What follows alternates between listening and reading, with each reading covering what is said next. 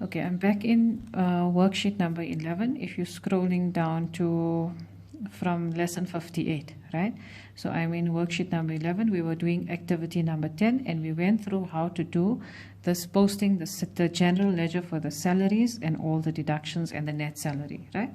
So now we're concentrating on the employer's contributions. Okay, so we have explained it in the other video to you how the employer, which is ZZ Trader, right? These are the people they are paying salaries to. Then these people's salaries have deductions, and then they receive their net salary. But the employer's contributions means that ZZ Trader is going to contribute all these amounts to the specific medical aid, pension fund, UIF, STL. So for each employee, they also have an amount that they need to contribute. Now we have to post this to the general ledger. So I've drawn the T accounts for you first. Okay, so here we are now. So this is the one that I'm focusing on. Okay, I'm focusing on my employer's contributions. We've completed that already. The employer has to contribute 2,700 in total. So for each person, for London it's 900, for Valley it's 900, and for Kruger it's 900. So in total, this is what's going to be posted to the general ledger. Remember, general ledger is always done at the end of the month, and we're always posting totals. It's a summary of the daily journals that we have, right? So we're not going to be posting each one just to make our work less. We're posting 2,700 Rand to our medical aid. So we're debiting medical aid contributions, and we're crediting medical aid fund. Okay, so for now you just have to remember by looking at the example, and later on it will make sense, inshallah, right? So you are debiting your medical aid contributions, and you're crediting your medical aid fund. Here's your pension fund. How much did the employer have to contribute? He needed to pay 2,065. So what is he going to do? He's going to put pension fund contributions of 2,065. He's debiting his expense, and he's crediting pension fund contribution with 2,065. And this is from the previous work that we got this amount, what the employee had to pay to the pension fund. That's why there's two entries everywhere, right? So now for UIF contributions, there's the total. We're not going to post individual. We're posting the total of 413. So the employee is going to have an account called UIF contributions. It's an expense. We're going to debit our expense, and we're going to credit our liability here, and we're owing 413 to SARS UIF. It's the same thing, right? So the STL, remember, you won't see STL there because that's got to do with the employee. Now we're looking at the employer, which is 413. He's going to record it as STL contributions, 413 debit and credit. Your SARS, sorry, I made a mistake there. So he's going to credit your SARS with the STL, and it's going to be STL contribution of 413. Okay, so I'm going to post this also, this picture of this one here. What you're going to do is, when you're completing your task, is you're going to look at the T accounts and watch the video, and then try to post this activity first. Do it without looking. Try to study this one here, look at the memo, and then study it. Use this activity to study. It's very comprehensive, it's very simple and nicely put out, right? So if we're looking at the general ledger now, okay, so what we're doing is we're looking at this general ledger here.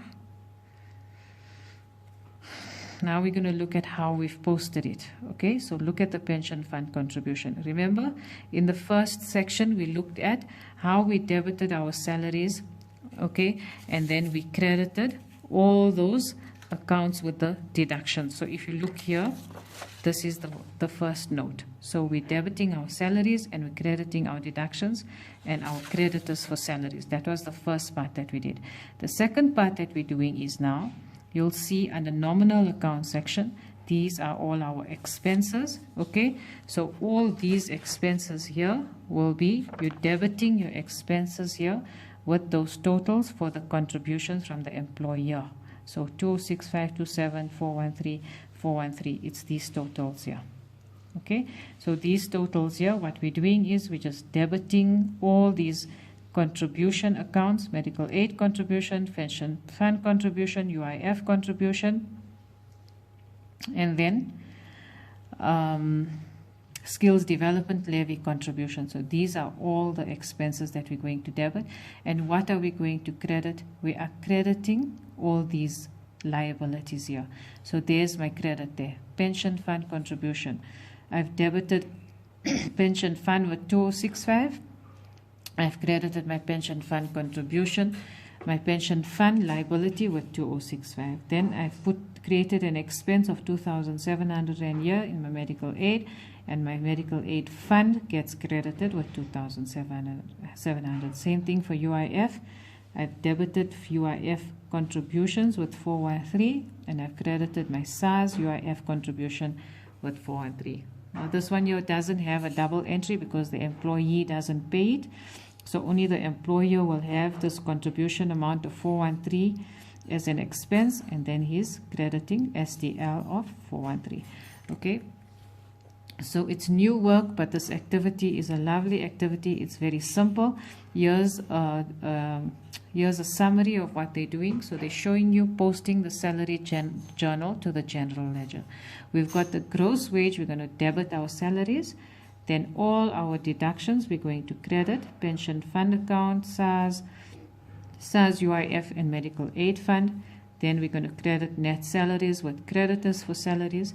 And then how do we post the employer's contributions? We're going to debit all these contribution accounts, which are expenses, and we're going to credit those same fund accounts there with the credit. So if you learn this picture off by heart, you know everything you need to know about salaries and wages.